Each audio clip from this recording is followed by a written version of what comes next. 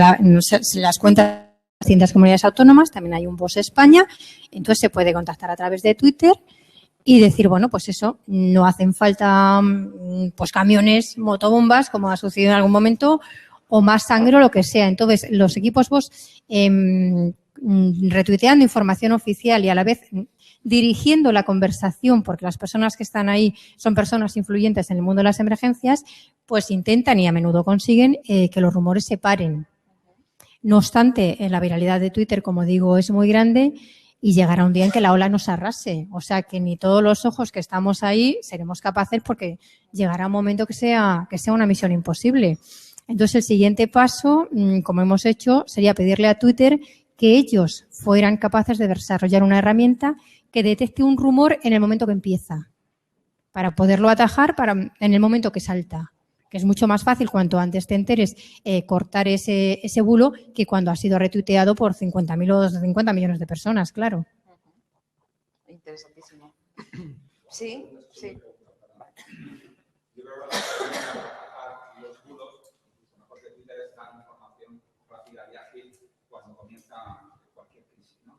En ese sentido, ¿no pensáis que hubo un vacío informativo desde los canales oficiales, tanto del Estado como de la Comunidad de Madrid, que propició que esos bulos y esos fakes crecieran y que luego de alguna manera se palió precisamente con esa cuenta que dices Infoébola? Es decir, ese vacío informativo que hubo, que mientras todo el mundo conversaba en Twitter, no había ninguna fuente oficial que utilizara ese canal.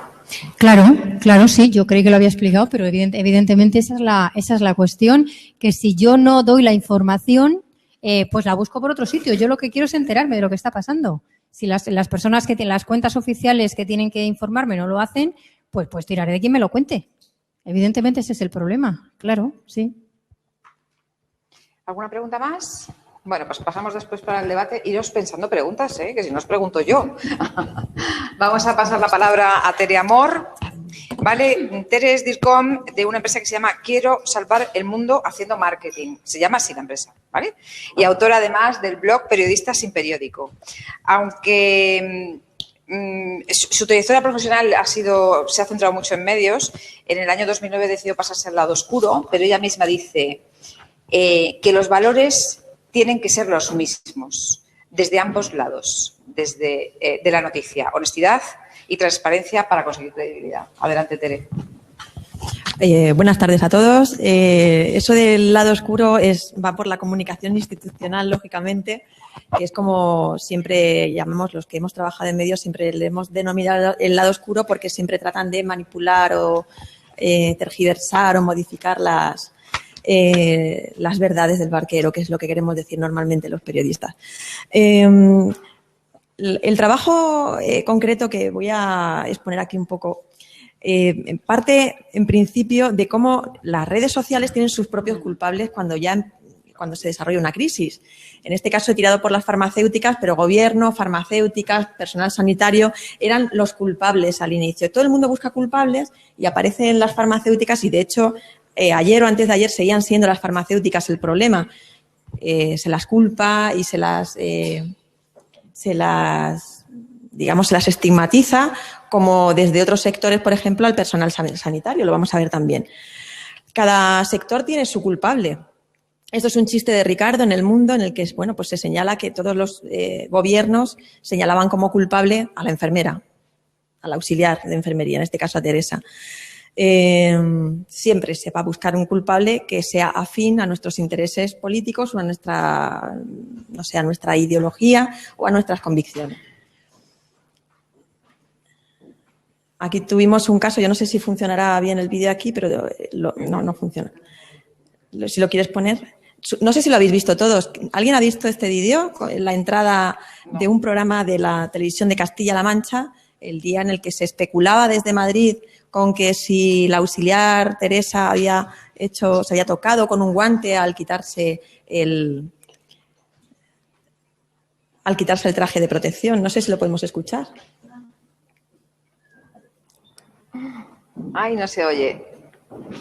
Bueno, no hace falta escucharlo, pero os explico. Esto es la cabecera de un programa informativo que se llama, no me acuerdo cómo se llamaba, pero bueno, es algo así como que no nos vamos o algo así. El caso es que la cabecera del programa informativo empieza... a ver, no se escucha. No lo vimos.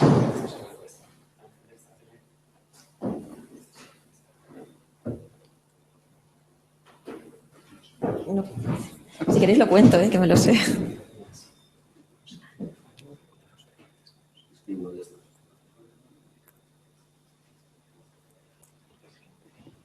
El programa No nos moverán, no me acordaba de cómo se llamaba el programa. Sí, sí.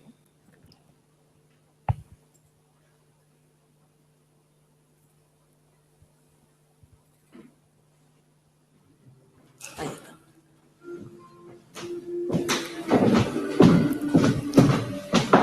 Un simple gesto o un error.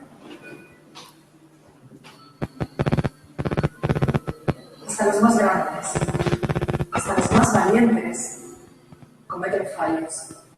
No nos moverán titulares. Comenzamos.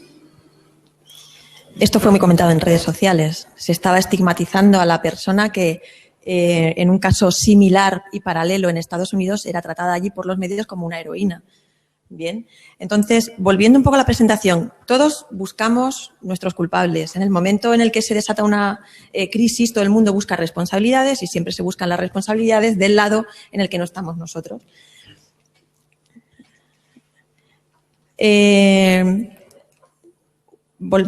Ahora volvemos a las responsabilidades, volveré a ese tema. Aparecen los primeros síntomas de, bueno, pues ya aparecen los misioneros que trajimos, que repatriamos a España, y aparece esta frase de Mercedes Vinuesa, una mujer encantadora, por cierto, que es directora general de Salud Pública en la Comunidad de Madrid y que plantea el riesgo es nulo. Esta frase pasará a la historia porque la dijo Vinuesa, pero realmente lo que ella estaba simplemente reproduciendo era lo que le había dicho la Organización Mundial de la Salud, pero pasará a la historia porque, bueno, pues después de todo lo que hubo, días después, aparece esta misma mujer con el rostro bastante serio, junto a Ana Mato con su traje negro y su cara de circunstancia, y aparece rodeada de expertos para hablar del ébola, ya reconociendo que España era noticia en todo el mundo porque teníamos el primer caso de ébola contagiado fuera de África. El caso me planteó enseguida un paralelismo que suelo comentar yo con mis alumnos del máster. Yo siempre hablo que en gestión de crisis siempre hay dos modelos. Se puede hacer un Windsor o se puede hacer un Fukushima. Explico lo que es el modelo Windsor y el modelo Fukushima. El Windsor, recordaréis que es un edificio de aquí, de la zona de Azca, en Madrid, que ardió en mitad de la noche y para el que el Ayuntamiento de Madrid creó un espacio, una zona cero muy extensa, se cortó el tráfico en la Castellana, se impedía el acceso de personas que no fueran bomberos o personal de emergencias en la zona de Azca, se llegó a especular con la posibilidad de que todo Azca colapsara, es decir, si caía el edificio, colapsaría Azca, se hundiría, prácticamente medio Madrid quedaría cortado porque eso suponía que no solo se cortarían los túneles de Azca, sino quedaría afectado el metro, varias líneas, etcétera, etcétera. Y entonces se hizo desde el primer momento un relato casi catastrófico, casi apocalíptico de lo que podía suceder con el edificio incendiado, con el edificio siniestrado del Windsor. En cambio, en el caso de Fukushima, al principio se dijo, bueno, esto ha sido una catástrofe tremenda, pero no hay radiación, no hay peligro de contaminación, no tenemos ningún indicador que nos haga pensar que las radiaciones están siendo alarmantes, están llegando a la población, están llegando a los alimentos, y poco a poco la población fue la que fue demostrando que efectivamente sí había radiación, que esta radiación estaba llegando mucho más lejos de lo que las autoridades querían reconocer, y fueron las autoridades las que poco a poco tuvieron que ir reconociendo que efectivamente la cosa se les estaba yendo de las manos y ir aumentando la gravedad conforme la población iba denunciando que la situación era grave.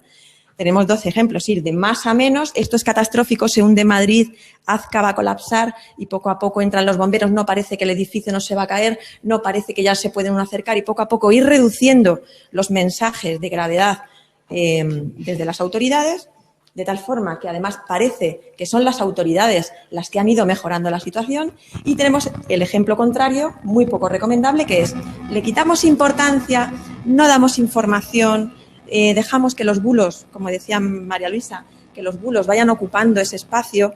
A veces esos bulos resultaban ser ciertos. Tengo como gobierno que reconocer que finalmente sí hay contaminación radiactiva en espacios que no pensábamos e ir de menos a más, de forma que la imagen que se da es efectivamente la de que el gobierno se está viendo superado por las circunstancias, ¿vale?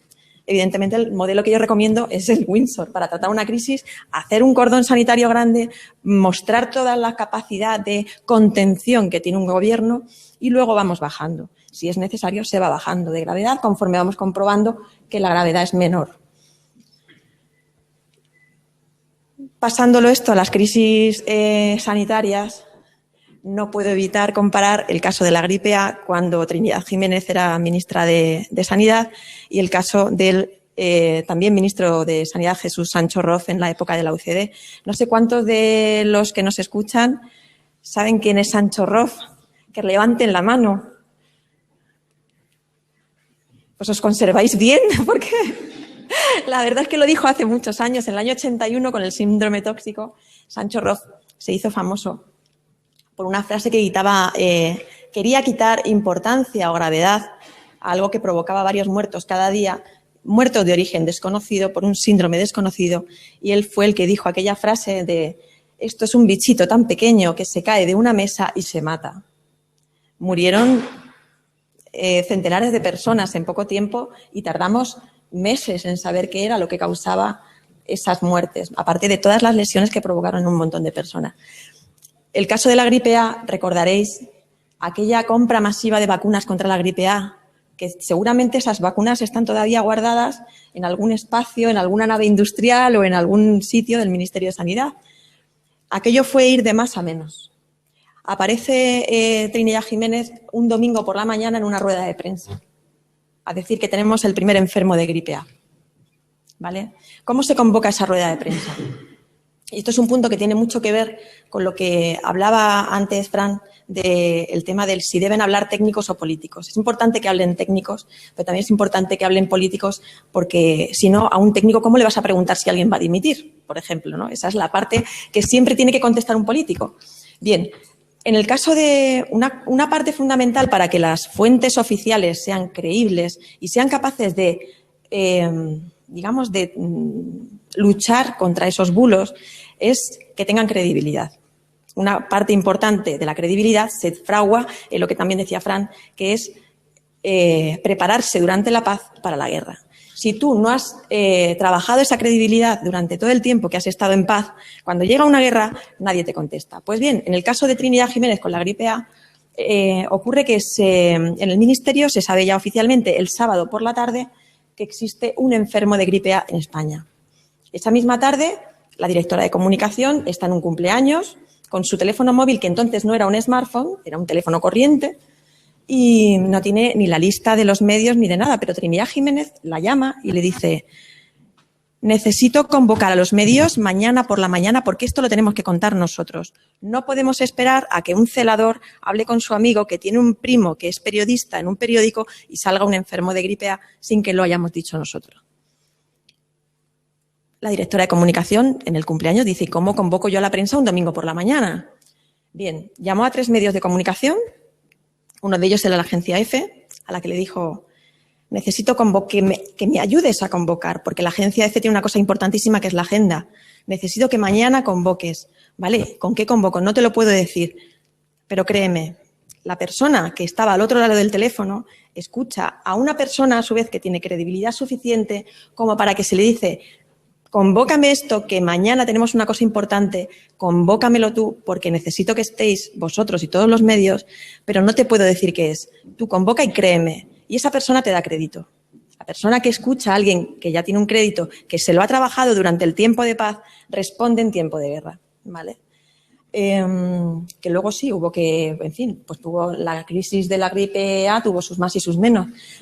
Pero lo primero que sucedió fue eso, que apareció un político explicando que había un caso, las medidas que se iban a tomar, y ocurrió una cosa también muy interesante que no ha ocurrido en este caso.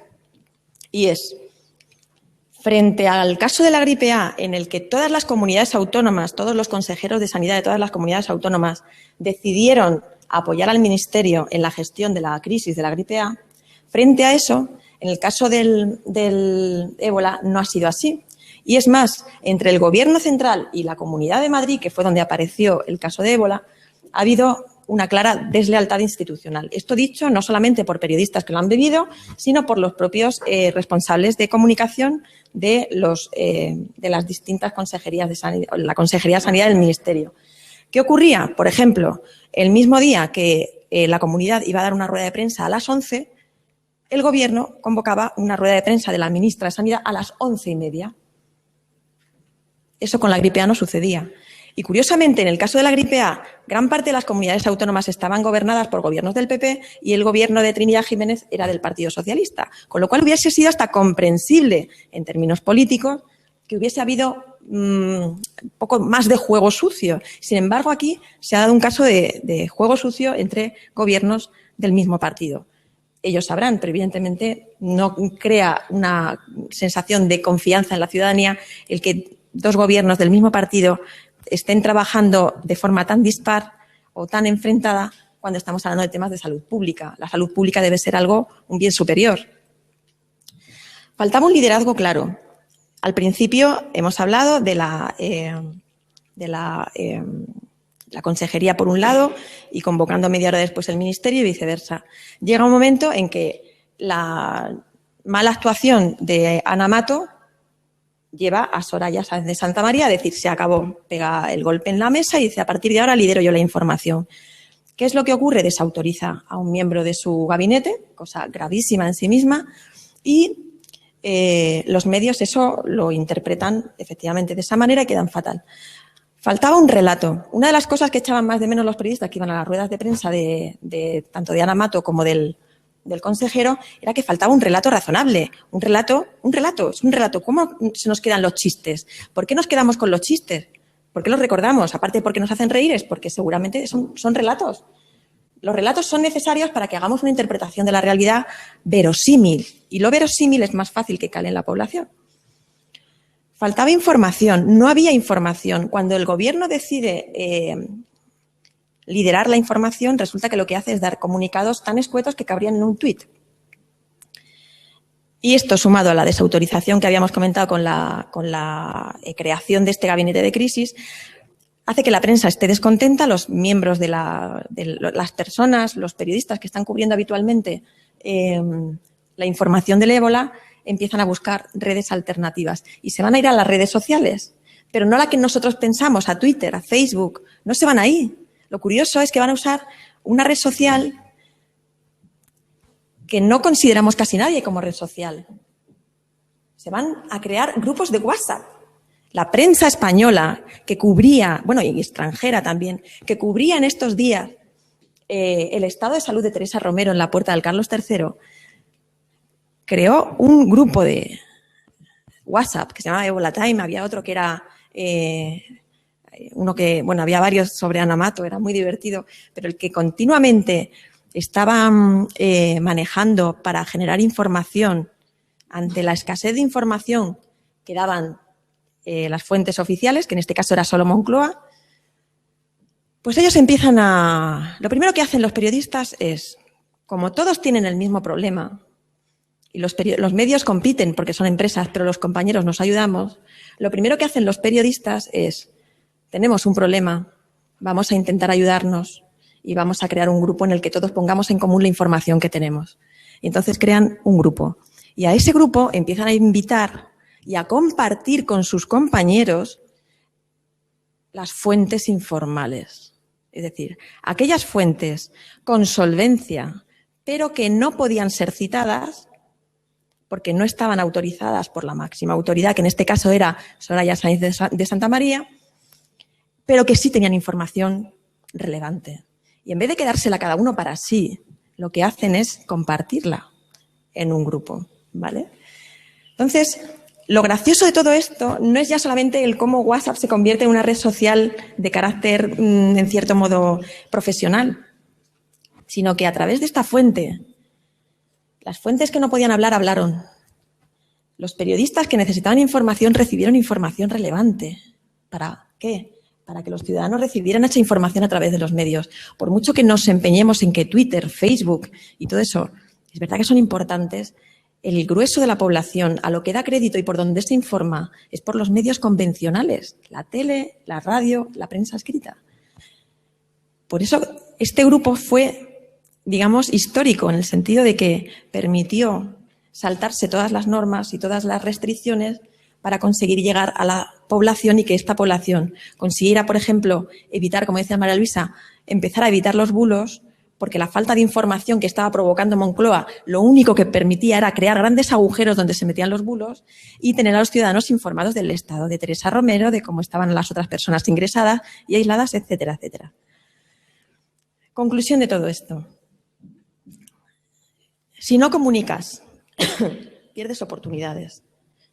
El problema es que si no eres transparente no puedes comunicar porque todo el mundo te va a acabar pillando. A través del WhatsApp, de Twitter o de lo que sea, al final te van a acabar pillando. Si no puedes ser transparente, revisa por qué. ¿Por qué no puedes ser transparente? Echa un vistazo atrás y mira a ver por qué. Y si los porqués de tu organización, de tu gobierno, de tu espacio, de tu empresa, si esos porque son inamovibles, entonces tienes un problema. Porque no vas a poder comunicar, no vas a poder ser transparente y en este mundo ya tienes que ser transparente, porque la no transparencia no se va a perdonar. Y aquí, bueno, en lo anterior es donde venía lo de cada uno tenemos nuestros odios y nuestras manías, ¿no? Si, por ejemplo, las farmacéuticas, las compañías farmacéuticas, el ejército, espacios tradicionales, la iglesia, espacios tradicionalmente asociados a cierto oscurantismo, si pudieran aplicar todo esto, esta especie de escala de Jacob donde uno puede empezar a decir, se puede leer de abajo arriba o de arriba abajo. Es decir, ¿tú por qué no comunicas farmacéuticas? Si son precisamente las farmacéuticas las que han salvado la vida de Teresa Romero con un medicamento que llevaban 2 de ellas experimentando hace algún tiempo. ¿Por qué no lo comunicas? ¿Acaso es que no eres transparente? A lo mejor tienes un porqué solucionable de por qué no eres transparente. Si todos nos aplicamos eso, pues cuando uno llegue y vea que su sector, que su empresa, que su gobierno está siendo vapuleado en las redes sociales, quizá a través de la transparencia podrá comunicar y liderar esa crisis. Y ya como conclusiones y para terminar, recordar que la información va a fluir como siempre, mejor dicho, como nunca, porque ahora la gente tiene otras formas para comunicarse. Si tienes credibilidad, los medios te van a dar voz, como le sucedió a la directora de comunicación de Trinidad Jiménez, que pudo convocar a los medios en prácticamente unas horas, solo llamando a 3 medios y que fueron los que difundieron la convocatoria para la gripe A. Y no puedes liderar una crisis si no informas, si solo controlas, si solo crees controlar, porque lo que creía Soraya Sáenz de Santamaría era que con no dar información la estaba controlando, pero realmente lo que estaba sucediendo en WhatsApp. Pues nada, esto es todo. Muchas gracias. Interesantísima la exposición de Teresa también. Sobre todo, particularmente, me parece curioso cómo los periodistas también consiguen organizarse para, antes se apostaban en las, yo también los he visto en esta crisis, apostarse en las prácticas de Carlos III, incluso casi cortar el tránsito, ¿no? Pero bueno, las nuevas herramientas al final también sirven para organizarse de modo entre los profesionales, ¿no? Teresa, la administración, las instituciones, las empresas, ¿crees que son conscientes del poder de la nueva forma de comunicar, de las redes sociales, de las nuevas herramientas? Depende de la organización, depende del tipo de organización.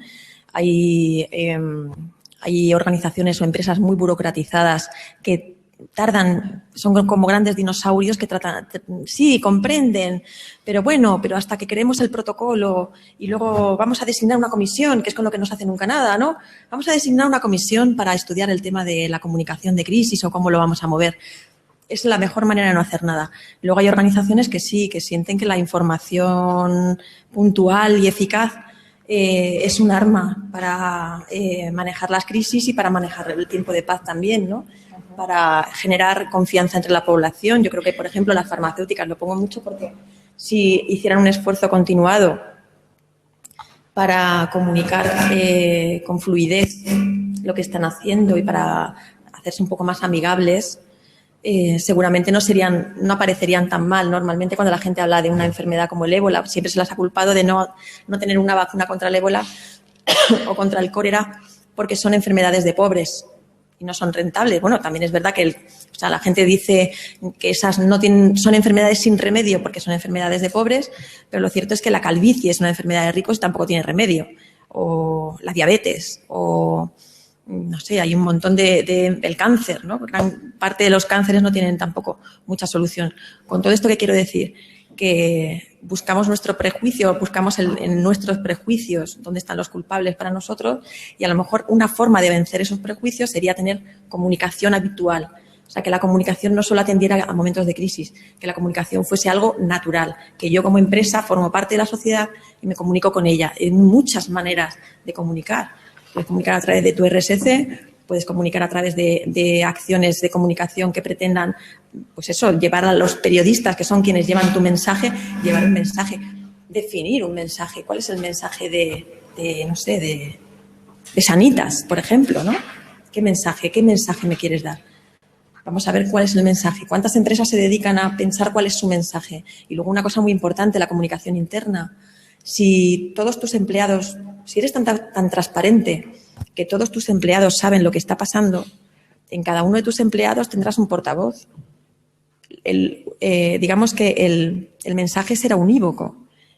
No habrá que decir, no, callarse todos, porque solo tenemos un portavoz y es este. Está bien tener un portavoz, pero el problema es que luego esas 1.500 personas que trabajan en tu empresa van a ir por ahí diciendo, sí, ha dicho esto, pero por debajo, jo. O sea, eso te resta toda la credibilidad y es muy viral.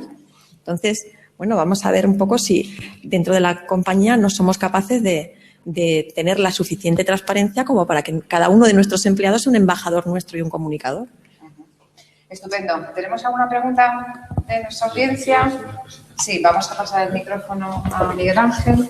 Yo solo quería hacer un comentario. Yo soy cirujano y me ha gustado de lo que ha dicho el efecto Windsor, el efecto Fujiyama. Nosotros cuando informamos a un paciente que le vamos a operar y puede pasar algo mal, nos ponemos siempre en lo peor y solamente con decirle que tenemos muchos medios, que lo vamos a intentar, es mucho mejor que no contarle nada y que luego después del quirófano digas que le has tenido que amputar algo, etcétera.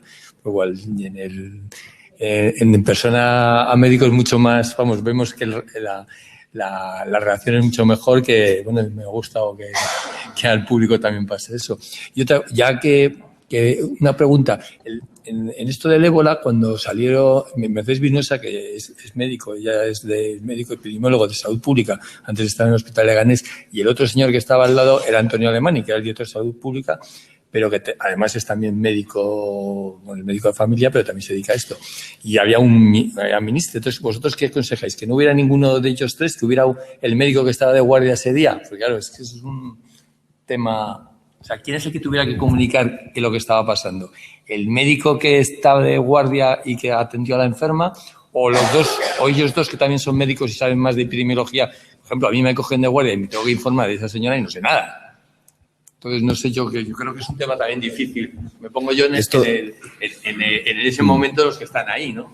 Desde luego, para mí, esto es opinable, ¿no? Pero si yo hubiese tenido que poner a 2 personas, porque no creo que sean necesarias más, hubiese puesto al mejor experto que haya en este país en cuestiones de epidemias y probablemente a la directora general de Salud Pública.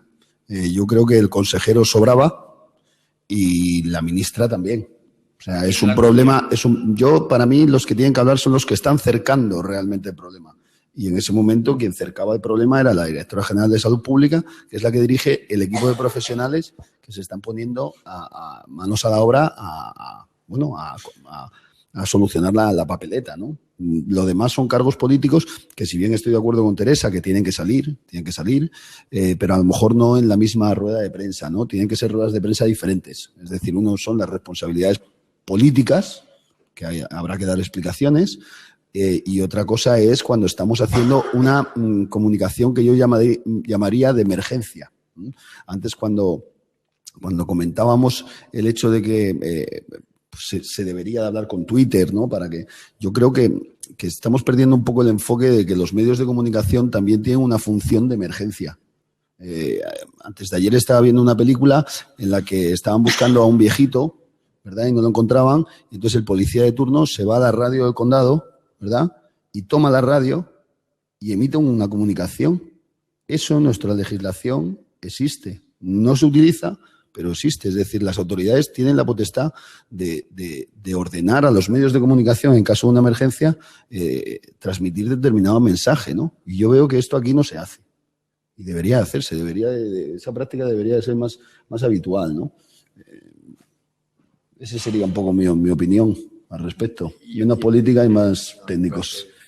Y otra pregunta, ¿por qué creéis que se le ha dado más importancia a lo del perro? Que todos los que estamos metidos ahí en sanidad, pues habría que sacrificarlo y ya está, que al resto de las personas que se puedan contagiar, porque es curioso, ¿no? Que todo el mundo estaba más preocupado si se mataba al perro que si se morían más personas.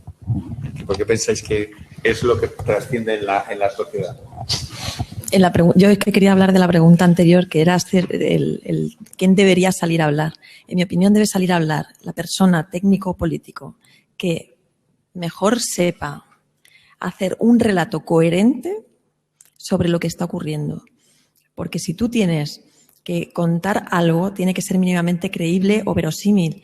Tienes que llegar, digamos, a las personas con algo que sea fácil de creer, no de tragar. No estoy hablando de las famosas ruedas de molino, no estoy diciendo eso. Estoy diciendo que una forma muy eficaz es narrar. Y para narrar tienes que tener todos los datos del chiste. Tienes que ser una persona que, sin ser un experto, pero teniendo la mano, sea capaz de hacer un relato coherente. Y luego, si hay alguien que hace una pregunta crítica, un dato concreto, pues no pasa nada por decir, ese dato yo no lo sé, pero lo apuntamos y enseguida este señor que está aquí, que es epidemiólogo, lo va a contestar. ¿Vale? Una cosa que pasaba en la rueda de prensa de Ana Mato es que ella no sabía a quién pasarle la pregunta. Es decir, no sabía contestar, pero es que tampoco sabía a quién pasarle aquella patata caliente.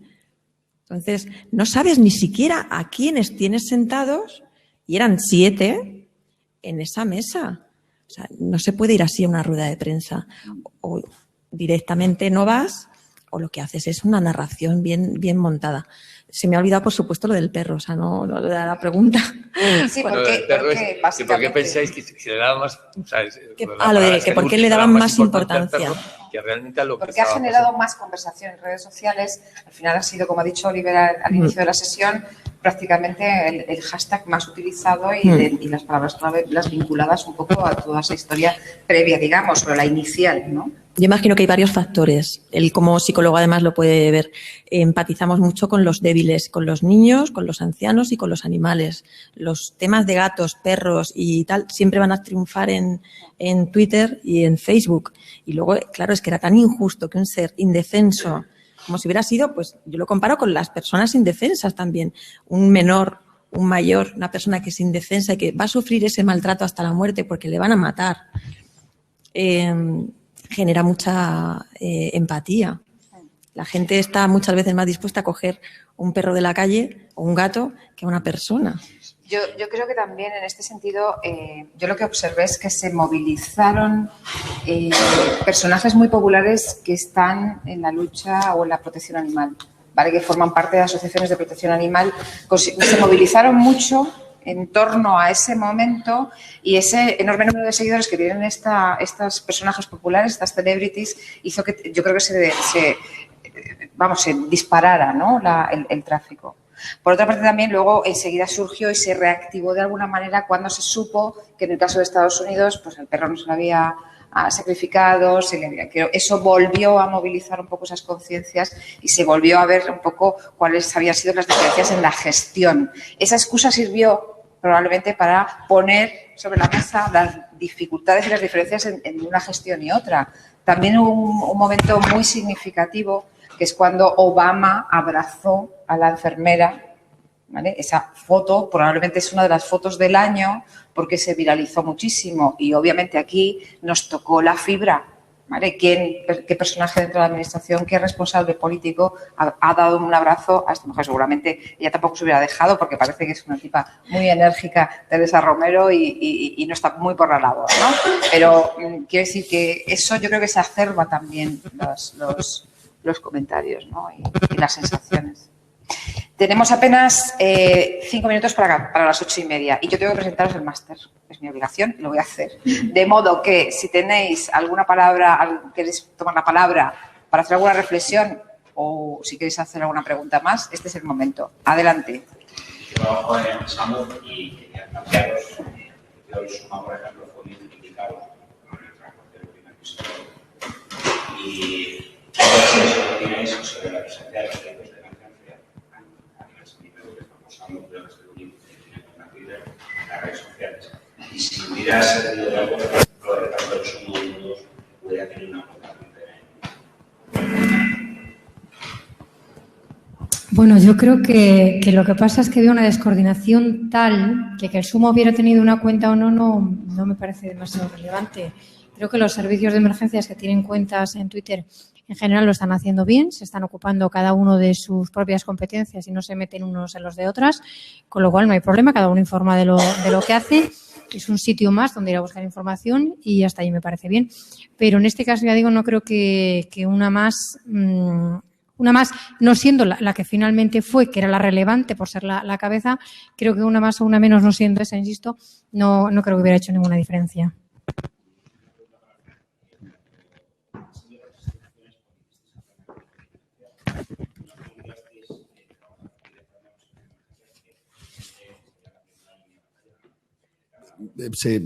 Quizá no lo puse, pero sí recuerdo haber estado con SAMUR. Y con Suma incluso también. Yo creo que los servicios de emergencia también los tocamos. Eran entrevistas muy en profundidad, se trataban todos los riesgos que veían ellos desde el punto de vista de cada uno. Y todo aquello luego se consensuaba. Hicimos más de 100 entrevistas, o sea que sí recuerdo que se trabajó algo con servicios de emergencias. Quizá no yo directamente, pero alguien de mi equipo sí que fue a hacer esas entrevistas, seguro, sí. Adelante, ¿alguien más quiere comentar? ¿Sí, Luis? Me interesa, porque parece muy revelador, no para mí, porque yo lo conozco y porque de hecho estoy en un grupo que hace marketing de influencia en temas de emergencias, con vos, con Televisa, pero sí que los pongas públicamente porque yo no sé si son conscientes los medios de comunicación de que sus propios periodistas están favoreciendo esa colaboración que ha existido toda la vida entre los periodistas. Nos avisamos unos a los otros de, oye, que acaba de salir esto, voy a sacar esto otro, pero hasta el punto de compartir las fuentes de esa forma y luego poder incluso influir en la confección de los titulares y en la agenda que se va a confeccionar y cómo vamos a dirigir la conversación. ¿Tú crees que los medios de comunicación saben, son conscientes de que esto está ocurriendo o los propios periodistas están conformando un poder en la sombra al margen de sus propios escritores? Yo creo que tanto como conformar un poder en la sombra, no, están ejerciendo su profesión lo mejor que pueden y con las herramientas que tienen a mano. Su obligación es contar lo que sea relevante para el lector, para el oyente, para los espectadores, y tienen que contarlo de forma rápida, eficaz, completa en la medida de lo posible y contrastada. Cuando eso se dificulta, bien a través de una censura o bien a través de que no hay fuentes porque se las centraliza en un espacio que apenas da, como era Moncloa en este caso, que apenas da unos comunicados diarios escuetos y que encima sumaban mal, como hemos visto, sumaba mal el número de hospitalizados, pues los periodistas tienen que buscarse la vida de otra manera. El hecho para mí relevante, aparte de la herramienta del WhatsApp, que me parece que demuestra que los periodistas son gente sin complejos, es decir, oye, pues en la misma herramienta que tenemos el grupo de los cumpleaños de los niños, pues en la misma herramienta tenemos el grupo Ebola Time para hablar de esto, ¿no? Demuestra también el que los periodistas están volviendo a hacer lo que se había llegado a perder, que es colaborar entre ellos para sacar algo que sea del común, aunque luego cada cual tenga pues su fuente, su exclusiva, su primicia, que eso es lógico. Pero para lo esencial, mira, estamos aquí aguantando de pie el canutazo al sol en la puerta del Carlos III, muertos de asco, muertos de calor cuando hace calor, muertos de frío cuando hace frío, y estamos todos, ¿no? Bueno, pues vamos a compartir lo que hay y vamos a trabajar de forma eficaz. Entonces, lo que están haciendo no es conformar un poder en la sombra, es utilizar una herramienta para hacer su trabajo. Las redacciones, mejor dicho, los medios como empresa, no sé si lo saben, pero si no lo saben es porque han estado siempre alejados del periodismo, porque esto se ha hecho siempre. Yo recuerdo haber cubierto ruedas de prensa en el Ayuntamiento de Madrid, cuando a veces había 3 ruedas de prensa a la misma hora y nos las repartíamos Servimedia, Europa Press y EFE decíamos, venga, tú cubres una, tú cubres otra y luego lo poníamos en común, porque es que no había otra manera, porque no se podía estar una persona en 3 ruedas de prensa a la vez, era imposible y confiábamos. Otra cosa es que luego cada cual titulara por donde le pareciera y si tú tenías un dato del que tú creías que podías tirar y ese era tu trabajo, te buscabas tu primicia, pero colaborar hemos colaborado siempre. Como decía antes, los medios compiten y los profesionales se ayudan de toda la vida. Estupendo. ¿Alguien más quiere tomar la palabra? Animaros, ¿no? Bueno, pues si os parece voy a contaros brevemente cuántos de vosotros aquí presentes sois profesionales de la salud. Genial. Pues os lo cuento a vosotras dos, rápidamente. Espero que os hayáis entretenido con este debate sobre comunicación, crisis y salud. Tengo esto, ¿vale? Fenomenal. Bueno, pues os cuento, esta es la segunda... ¿El qué? ¿Vale? Es obvio que se están produciendo cambios en la comunicación en salud. Más del 40% de los consumidores dicen que encuentran y buscan información sobre salud en las redes sociales. El 31% de los profesionales de la salud también utilizan las redes sociales como herramienta de networking. Un montón de datos, la verdad que justifican que el modelo de comunicación en salud está cambiando y mucho, ¿vale? Hay también una nueva relación médico-paciente, nuevas formas de comunicación que facilitan ese acceso. Los pacientes encuentran apoyo e información útil sobre sus enfermedades, consejos. Eso, evidentemente, también está cambiando. Por supuesto, el nuevo paradigma. Los profesionales de la salud, los médicos, Miguel Ángel, a veces lo puede atestiguar, que te encuentran en sus consultas pacientes que van hiperinformados, ¿no? Son los nuevos pacientes empoderados. ¿Qué es lo que tienen? ¿Cómo puedes tú, como profesional de la salud, afrontar ese tipo de situación? ¿Vale? Hasta ahora prácticamente los médicos, lo que decía el médico era la fuente más creíble. En los estudios sobre comunicación, sobre credibilidad, los médicos suelen ser siempre portavoces creíbles. Pero ¿qué está pasando ahora? Que los pacientes van a esas consultas ya con un montón de información encima porque han consultado en redes sociales. Claro, todo esto nos hizo plantearnos en su momento cómo ayudamos a los profesionales sanitarios a mejorar ese tipo de relaciones, ¿no? Cómo hacer útil las redes sociales, las diferentes herramientas para los profesionales de la salud, cómo en sus entornos podrían utilizar todas estas herramientas, ¿vale? Generamos este programa, el Máster en Salud 2.0 el año pasado, hemos hecho una primera edición, va dirigido a profesionales sanitarios, a la industria y también a responsables de comunicación, de instituciones, de hospitales, de sociedades científicas. Son 250 horas lectivas, son bastantes horas, se tiene que hacer un esfuerzo, sin ninguna duda. Empezamos en febrero y acabamos en junio y es modalidad semipresencial. Mucho trabajo online, mucho trabajo en casa, mucho trabajo digital y luego una parte presencial imprescindible, muy interesante, porque ahí es donde están las masterclasses, las que te ayudan a resolver dudas, te ayudan a ponerte en marcha, te ayudan a motivarte también para hacer esa inmersión en la red, ¿vale? Esto es básicamente de lo que hablamos a lo largo de las 250 horas y estas son las habilidades que pretendemos desarrollar en los profesionales de la comunicación. Funcionamiento y manejo de las redes sociales, monitorización, seguimiento, técnicas de posicionamiento, bastante básico porque entendemos que los profesionales que acuden a este máster no son profesionales de la comunicación o las redes sociales, sino profesionales de la salud, ¿vale? Este es el claustro de profesores, algunos a Oliver le habéis conocido virtualmente, está Rosa Yagüe, es la directora de comunicación de Roche, Doris Casares es la directora de comunicación de la patronal de los genéricos. Hemos intentado que además de los 4 primeros, que somos un perfil más técnico orientado a la comunicación, que tengáis a vuestra disposición también la experiencia en el uso de este tipo de herramientas, cómo han puesto en marcha sus respectivos proyectos a la industria farmacéutica, de innovadores y de genéricos. Están los pacientes, está Óscar Briguard, que es el fundador de Red Pacientes, Frederic Jordach, que es el médico y fundador de Doctoralia, diferentes especialistas, diferentes personas que han puesto desde diferentes enfoques. Inma representa a los farmacéuticos. Carlos Jardón es periodista responsable también del Colegio General de Farmacéuticos. Francesc es un especialista en Twitter. Y Salvador Casado es un médico de primaria que tiene una experiencia personal muy interesante en el desarrollo de nuevas herramientas de comunicación con sus pacientes, ¿vale?